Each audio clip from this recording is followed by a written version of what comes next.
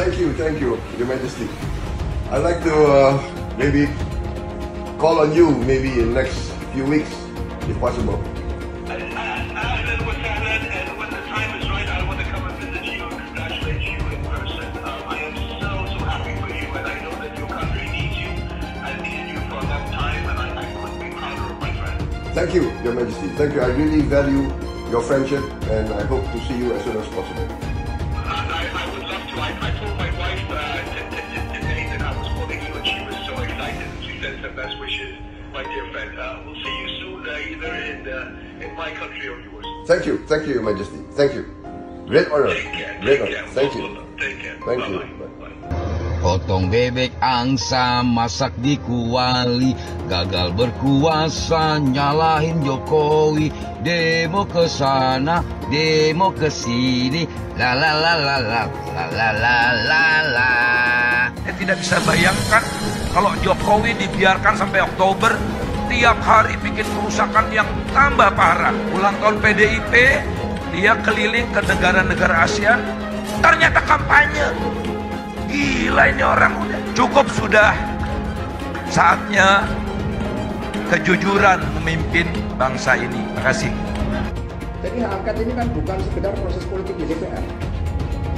Hak angket ini adalah hak warga negara juga untuk meminta agar penyelenggaraan pemerintah negara, penyelenggaraan pemerintahan dijalankan pada konstitusi dan nilai-nilai demokrasi. Karena itulah yang sangat penting juga dibangun tentang kesadaran bersama yang mensikapi pemilu 2024. Kalau di luar negeri yang tanpa bansos, tanpa intimidasi, kemudian tanpa tekanan-tekanan hukum, masyarakat Indonesia dengan kebenaran nurani memberikan dukungan kepada Ganjar Mahfud, baru kali ini apa yang disuarakan dari warga Indonesia di luar negeri berbeda dengan dalam negeri. Maka kami bertemu dengan pakar IT, ini tidak hanya terkait dengan KPU, ada kekuatan besar yang di belakang KPU, yang kemudian menggunakan Sirekap untuk merancang suatu desain melalui quick-count yang diintercept. Ini ada bukti-bukti. Quick-count itu diintercept, tidak hanya untuk pilpres, tetapi juga untuk pileg. Kamu bisa menilai karakter asli seorang calon pemimpin ketika mereka sedang mengalami kekalahan. Kok lucu, paslon dari partai yang menang pemilu adalah paslon yang sama yang berkuar-kuar soal curangnya pemilu. Saya mau kita semua membuka mata dan melihat fakta yang ada. Sini saya akan jelaskan. Baru-baru ini ramai di sosial media soal pengajuan hak angket untuk menyelidiki proses pemilu yang katanya curang. Apakah ini semua hanya aksi kepepet karena Anda kalah dalam panggung demokrasi? Pemilu itu merupakan hasil keseluruhan dari pemungutan suara, bukan hanya pilpres saja. Hak angket yang seharusnya jadi fasilitas demokrasi seolah-olah hanya mainan yang dipamer-pamerkan. Kalau kita membahas tentang kecurangan, siapa yang pada waktu pemilu sering melakukan serangan fajar untuk mempromosikan paslonnya? Semua bentuk kecurangan dari berbagai pihak sudah tertangkap kamera dan KPU pun sudah mengambil tindakan dengan melakukan pencoblosan ulang di ratusan TPS. Dan sekarang tidak ada satupun bukti kecurangan TSM terstruktur, sistematis, dan masif yang bisa dijadikan dasar pengajuan hak angket di DPR. Pemilu ini sudah kita lewati dengan proses yang adil dan merata. Sekarang sudah saatnya kita fokuskan pandangan kita untuk membangun Indonesia yang maju. Ya tentu kalau begitu saya pasti kembali ke Pak Prabowo. Karena buat saya Pak Prabowo itu memang patriot, paham masalah dan tegas. Ya.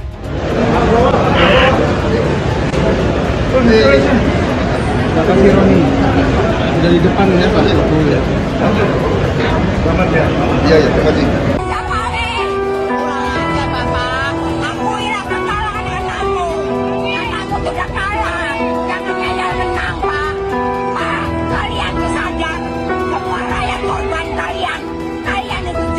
Jadi kita harus menurunkan Jokowi dengan antek-anteknya, dengan semua kebijakannya yang semua nggak benar, nggak bisa kita teruskan. Pemerintahan 10 tahun ini hancur, apalagi yang akan kita teruskan? Apakah utang yang semakin membengkak? Apakah arus TKA yang semakin besar? Nggak mungkin. Jadi Jokowi nggak bisa seenaknya memakai uang negara, termasuk dia menggunakan BUMN, mengerahkan kementerian-kementerian. Aje gile, kita tidak rela. Di mana kami sudah tidak nyaman hidup di Indonesia, dan kami yakin bahwa Indonesia saat ini tidak sedang dalam baik-baik saja. Mas Anies juga mungkin hari ini gagal, ya tapi menurut saya karir politiknya Mas Anies belum selesai. Mas Anies masih bisa mencoba menjadi calon gubernur sekali lagi. Mungkin kan Mas Anies nggak tahan lama-lama jadi oposisi kan. Mas Anies tidak cukup kuat untuk menjadi oposisi atau tidak cukup kuat lama-lama berada di luar pemerintahan. Ya jadi beliau bisa mencoba lagi untuk maju jadi calon gubernur DKI. Dan tahun 2029 nanti bisa mencoba peruntungan lagi menjadi calon presiden. Ada yang percaya hasil Anda selama ini? Tidak percaya, 100% tidak percaya. Lawan, harus lawan. Kita tertipu semua, Kita setuju, sepakat. Lawan semua, lawan aparat, lawan semua lembaga negara yang membantu kepada lawan yang pengkhianat. Tidak ada tempat satupun untuk bagi mereka yang melawan rakyat. Lawan tabang bulu semuanya. Lawan. Ya, merdeka harus merdeka. Seluruh rakyat harus bisa melawan dari Sabang sampai Merauke. Nah, syaratnya tidak mudah. Itu didakwa, diimpeach oleh sepertiga anggota DPR. Kalau sepertiga setuju tanda tangan, harus sidang dihadiri oleh 2/3. Kalau 2/3 setuju dari yang 2/3 itu, presiden bisa dinyatakan harus dimakzulkan tapi dibawa lagi ke MK. Rumit sekali. Rumit, dipersulit begitu. MK bilang iya, kembalikan DPR sidang lagi apa? Jadi enggak nih dimakzulkan. Kalau jadi bawa ke MPR. Forumnya 3/4. 3/4 anggota DPR harus disetujui oleh 2/3. Dan dalam situasi sekarang agaknya tidak mungkin menjatuhkan Pak Jokowi karena lebih dari separuh itu ada di koalisinya Pak Jokowi. Bagaimana mau mencapai 2/3 untuk hadir? Kalau mencari 1/3 untuk usul mungkin bisa. Tapi kalau sudah 2/3 nih sudah di Pak Jokowi nggak akan masuk ke pleno. Kita nyata-nyata dicurangin ya. Benar-benar udah, ya Allah, nggak ada hayanya, nggak ada malunya sama sekali. Ya Allah, saya cuma nurut bagaimana. Ayo kita berjuang bersama. Apa selanjutnya yang kita harus lakukan? Ya lawan dong. Turun. Ya, itu yang penting. Karena bukan apa-apa. Indonesia perubahan, kita harus berubah semua. Capek ya. Kita harus dipimpin oleh pimpinan yang betul-betul beriman, yang cerdas. Itu kan. Kita nggak lama lagi mungkin umur kita sampai. Tapi yang kita pikirkan regenerasi kita, anak cucu cicit kita. Bagaimana dia harus mengalami seperti ini? Ya Allah ya Rahim, mama udah pada teriak. Katanya semua pada mahal. Beras 20.000, ya kan? Masya Allah, tapi insya Allah kita percaya kepada Allah. Mudah-mudahan rezeki pasti ada untuk kita semua. Ini yang penting takwa. Dan mudah-mudahan saya atas nama mungkin di antara artis-artis yang hadir juga, saya turut dengan Raja Dangdut. Ayo kita berjuang bersama. Kalau kemarin kita satu, sekarang kita berjuang demi untuk bangsa negara. Oke, Allahu Akbar. Allahu Akbar. Allahu Akbar. Kemarin ada yang pede banget nih. Siapa lagi kalau bukan pendukung Pak Profesor Abah Anies Baswedan. Katanya nih, mereka yang intelek alias berpendidikan tinggi pasti milih Pak Anies. Ternyata fakta berkata lain. Sakit banget emang. Yang berpendidikan tinggi justru ramai-ramai mencoblos Prabowo Gibran. Jadi mana nih tuduhan-tuduhan kemarin yang bilang pendukung Pak Prabowo kena tipu joget gemoy. Faktanya yang berpendidikan tinggi pilihannya Prabowo Gibran kok. Intinya gitu ya. Jangan-jangan omon-omon tapi bicara pakai data dan fakta. Udah gitu aja. Jujur, pecinta Bapak Anies Rashid Baswedan, otak kami cerdas. Hello, kami bukan orang bodoh. Kami nggak percaya kalau Pak Anies Rashid Baswedan itu kalah. 01 itu menang, 01 menang, di mana-mana itu menang, ya. Karena kami sekali lagi tekankan, wahai Bapak Jokowi, akuilah kesalahannya, akuilah kekalahannya, jangan dibalik. Katanya dapat bocoran nih. Udahlah, 01 akuin kesalahannya. Hello, nggak mungkin, mustahil. Mustahil kalau 01 kalah. Hakul yakin Allah punya kuasa. Pasti Bapak Anies jadi presiden. Anies presiden. Ini kemenangan Prabowo Subianto dan Gibran. Jadi yang kalah nangis-nangis saja. Jangan pura-pura bahagia. Nangis saja. 1 silakan nangis. Lepaskan, 3 keluarkan ya Mas Adi. Ketimbang jadi bisul, ketimbang jadi penakut, ya kan, pura-pura bahagia. Tumpahkan setumpah-tumpahnya.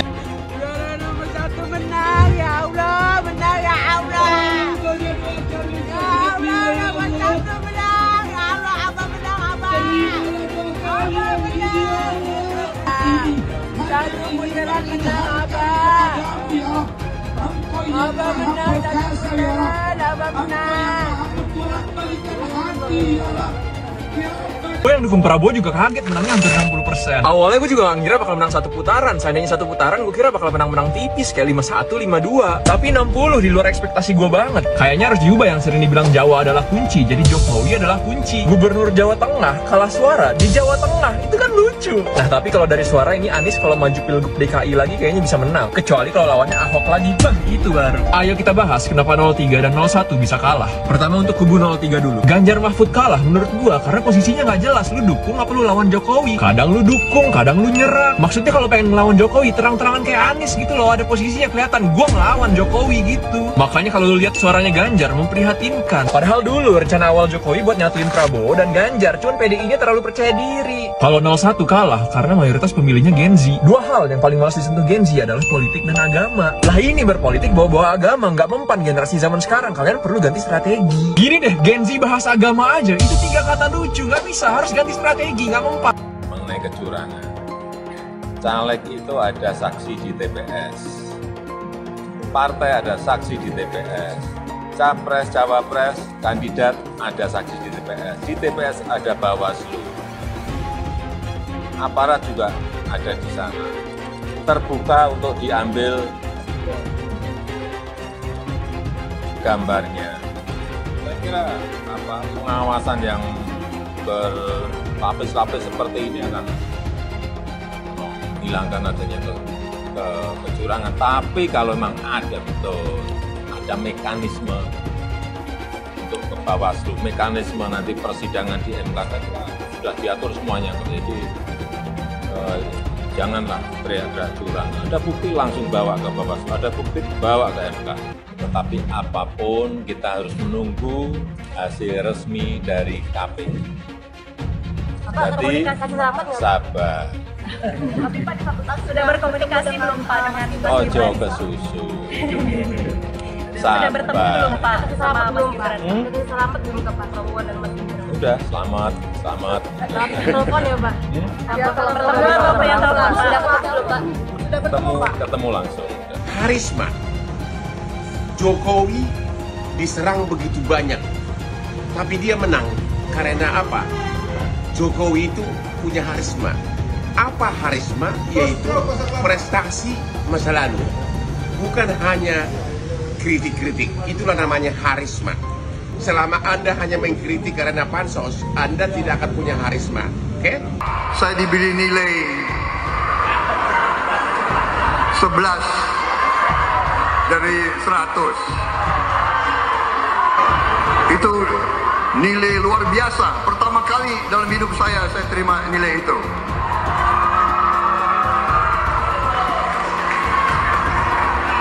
Dari orang yang saya beri kebaikan. Pak Prabowo, itu sebelumnya Pak Prabowo sudah menyumbangkan 400 miliar untuk pencalonan Pak Anies sebagai gubernur. Nah itu kalau kita bicara etik di mananya? Dan kalau Mbak bilang Pak Prabowo hanya mengejar kekuasaan, saya tanya, sekarang Pak Anies memangnya maju jadi capres, lu mengejar apa? Saya tanya, apakah nggak mengejar kekuasaan sebagai calon presiden? Kalau Pak Prabowo, Menteri Pertahanan, rate-nya 11 dari 100, itu kalau berarti kan antara dari 1,1 per 10 ya.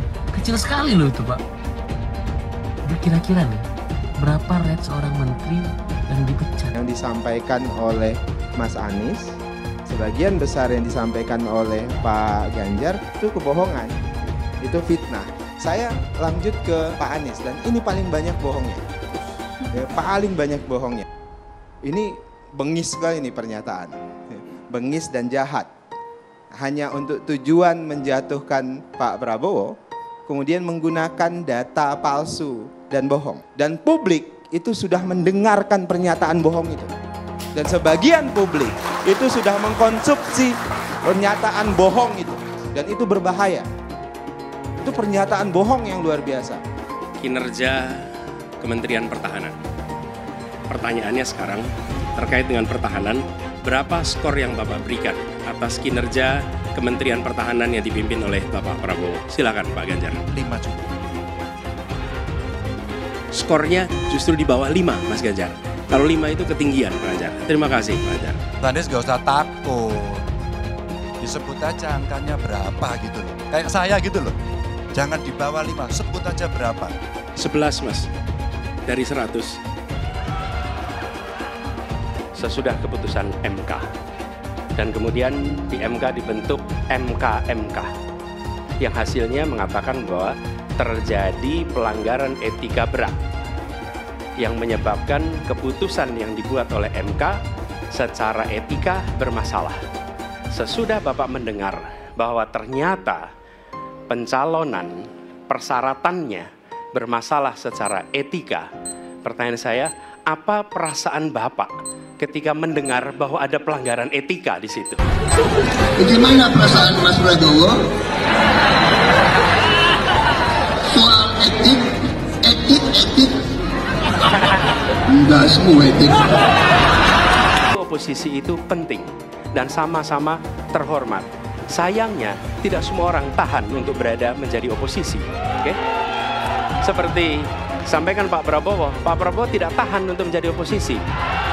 Apa yang terjadi? Beliau sendiri menyampaikan bahwa tidak berada dalam kekuasaan membuat tidak bisa berusaha.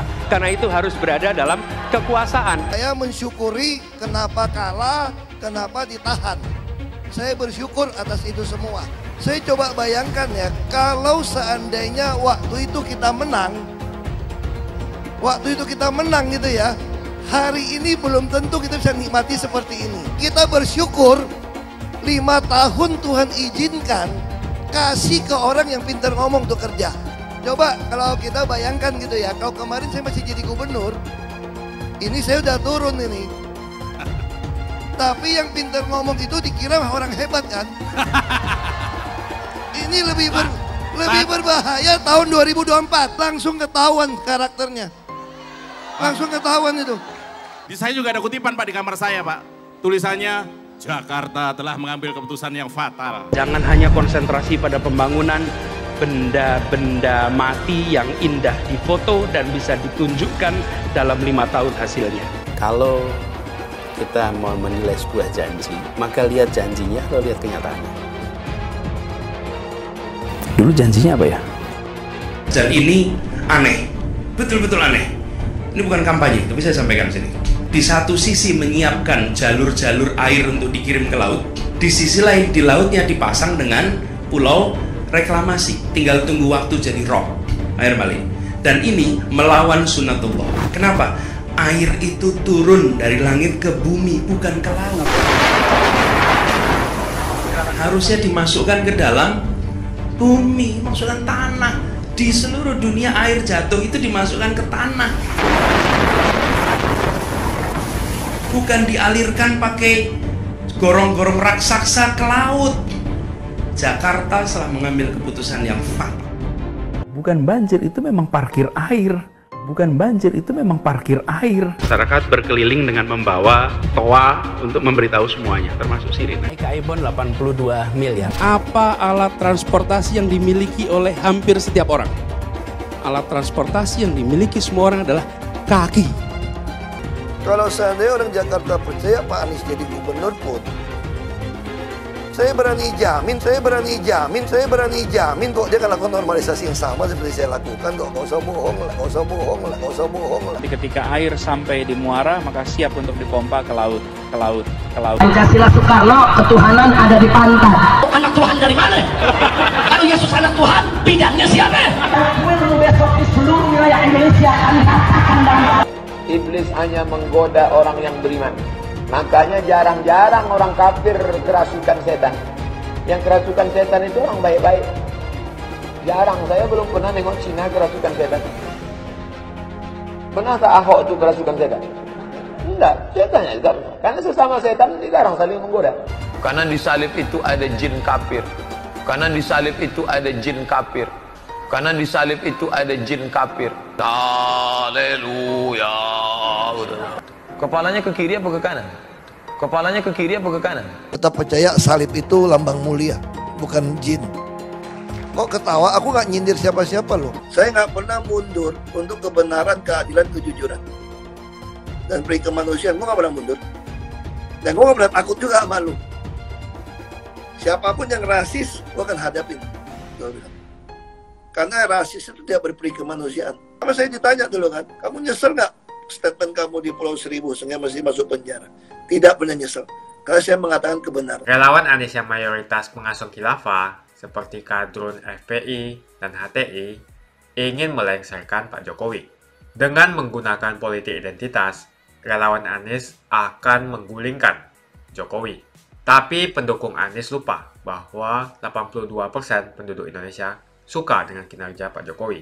Ingat, di belakang Anies ada ormas pengasuh khilafah, seperti FPI, HTI, PA212. Saya yakin sebentar lagi karma Ahok akan mengejar Anies Baswedan. Entah disengaja atau nggak disengaja, entah ada pesan tersembunyi ataupun tidak, ada sebuah pernyataan unik, ada sebuah pernyataan aneh, ada sebuah pernyataan mengherankan yang disampaikan oleh politisi Marwarar Sirait, orang kepercayaan Presiden Jokowi dalam menanggapi isu usulan hak angket pemilu yang sekarang ini mulai bergulir di DPR, di Dewan Perwakilan Rakyat. Tanggapan dari Bang Ara ini benar-benar patut dipertanyakan apa relevansinya dengan usulan hak angket pemilu yang sekarang ini mulai bergulir di DPR. Makanya rasa-rasanya sih hubungan di antara Pak Jokowi dan Pak Prabowo hanya bisa terjaga kalau Pak Jokowi bisa menahan diri, nggak cawe-cawe di pemerintahan mendatang. Hubungan di antara Pak Jokowi dan Pak Prabowo bisa memanas dan merenggang. Jadi masalah hak angket sebetulnya nggak mempengaruhi hubungan di antara Pak Jokowi dan Pak Prabowo. Yang paling mempengaruhi hubungan di antara keduanya kelak adalah sejauh mana Pak Prabowo dibiarkan memimpin Indonesia dengan segala kekuasaan dan wewenangnya. Sebagai seorang pemimpin, sudah pasti Pak Prabowo ingin menancapkan kepemimpinannya.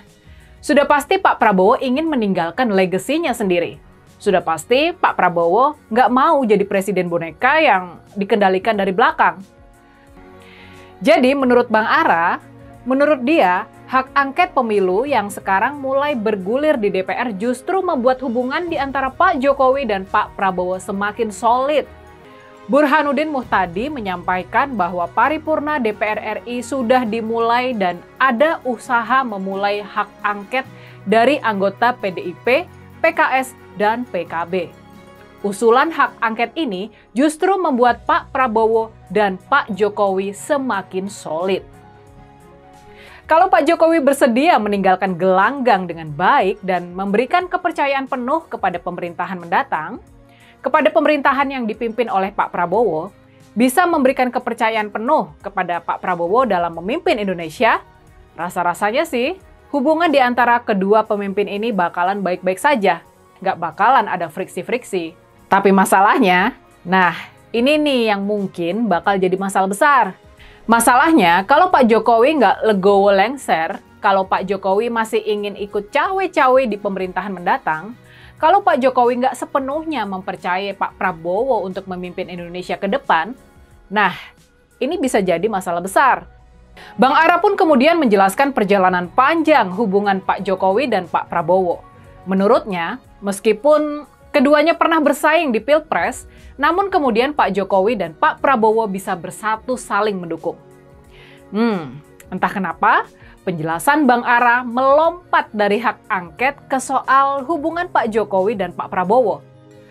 Walaupun nggak ada yang mempertanyakan hubungan di antara Pak Jokowi dan Pak Prabowo, tapi pertanyaan soal hak angket malah dikaitkan dengan hubungan di antara Pak Jokowi dan Pak Prabowo, yang konon malah bertambah solid itu. Jadi bagaimana sebetulnya hubungan di antara Pak Jokowi dan Pak Prabowo sekarang ini? Apakah benar hubungan tersebut baik-baik saja dan bahkan semakin solid? Rasa-rasanya sih Ini rasa-rasanya loh ya. Rasa-rasanya sih kalau Pak Jokowi bisa legowo, kalau Pak Jokowi legowo tidak berniat ikut campur di pemerintahan mendatang, di pemerintahan Pak Prabowo, rasa-rasanya sih hubungan di antara kedua pemimpin ini memang bakalan baik-baik saja. Gara-gara pernyataan Bang Ara ini, rasa-rasanya wajar kalau kita jadi bertanya-tanya. Sangat teramat wajar kalau kita jadi bertanya-tanya. Memangnya ada apa soal hubungan Pak Jokowi dan Pak Prabowo akhir-akhir ini? Ada apa sampai-sampai harus ada pernyataan kalau hubungan keduanya semakin solid? Pernyataan Bang Ara ini malah memunculkan kecurigaan. Bukannya membuat persoalan jadi jelas, pernyataan kalau hubungan Pak Jokowi dan Pak Prabowo semakin solid justru memunculkan tanda tanya. Dari pernyataan Bang Ara, kita justru malah bisa menangkap kesan yang sebaliknya. Kita bisa mencium aroma busuk bibit-bibit perseteruan. Semakin hari, semakin kita dekat ke hari pelantikan Pak Prabowo sebagai presiden, kalau memang benar nanti diputuskan oleh KPU ya, pelantikan di bulan Oktober nanti, masih 7 bulan lagi, hubungan di antara Pak Jokowi dan Pak Prabowo bakal semakin banyak masalah.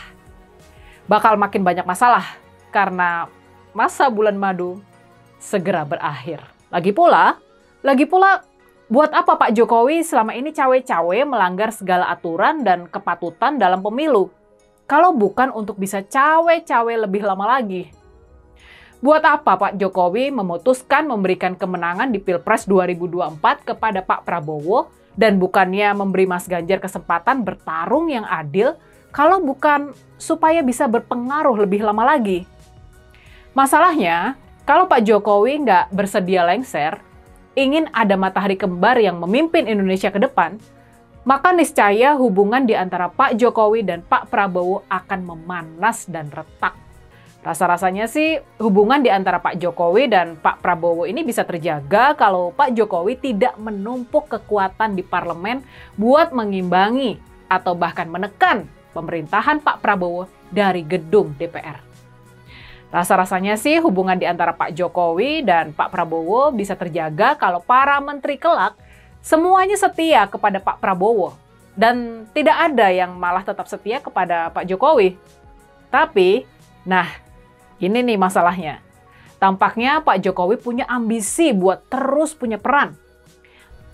Niscaya, Pak Prabowo bakal mencari keseimbangan baru dan menempatkan PDI Perjuangannya Ibu Mega dalam strategi backup-nya. Nah, makanya kalau gambaran besar masalah ini sudah bisa kita pahami, kalau sifat hubungan di antara Pak Prabowo dan Pak Jokowi sudah bisa kita pahami, rasa-rasanya sih jadi masuk akal dan bisa dipahami kenapa Bang Ara, Bang Maru Arar Sirait ini, orang kepercayaan Presiden Jokowi itu, kenapa tiba-tiba dalam menanggapi isu usulan hak angket pemilu yang sekarang ini mulai bergulir di DPR, dia malah mengaitkan dengan hubungan di antara Pak Jokowi dan Pak Prabowo yang dikatakannya semakin solid itu. Relawan Anies semakin beringas dan Anies semakin galau. Dengan menggunakan politik identitas, relawan Anies akan menggulingkan Jokowi. Relawan Anies yang mayoritas pengusung khilafah, seperti kadrun FPI dan HTI, ingin melengsarkan Pak Jokowi.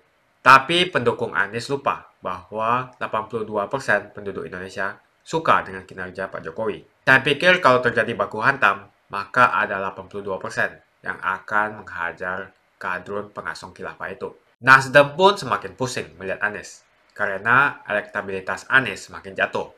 Dan banyak kader-kader Nasdem terjerat kasus korupsi, seperti belakangan kasus korupsi BTS. Kasus korupsi 8 triliun yang dilakukan oleh kader terbaik Nasdem yaitu Johnny G. Plate, ini sangat menghantam Partai Nasdem, menteri dari Kementerian Pertanian, di mana ini juga adalah dari Partai Nasdem. Semenjak Nasdem mengusung Anies, banyak sekali petaka yang diterima oleh Nasdem. Apakah ini merupakan karma dari Ahok? Silahkan komentar di kolom komentar. Yang jelas, saya tidak akan memilih Anies, karena Anies bukan pribumi yang jelas. Dan Anies juga merupakan antitesis daripada Jokowi. Antitesis artinya bertolak belakangan dengan semua kebijakan Jokowi. Anies sudah terang-terangan menyebutkan dia tidak akan melanjutkan kinerja dari Pak Jokowi. Tidak ada infrastruktur yang akan dibangun jika Anies memimpin Indonesia 5 tahun ke depan. Lagi pula, Anies juga didukung oleh khilafah dan pendukung Anies dari ormas seperti FPI dan juga HTI. Apa kita mau FPI dan HTI kembali di Indonesia jika Anies memimpin? Anies adalah bapak politik identitas yang menghalalkan segala cara untuk menggapai kekuasaan, termasuk menggunakan politik identitas berbasis agama.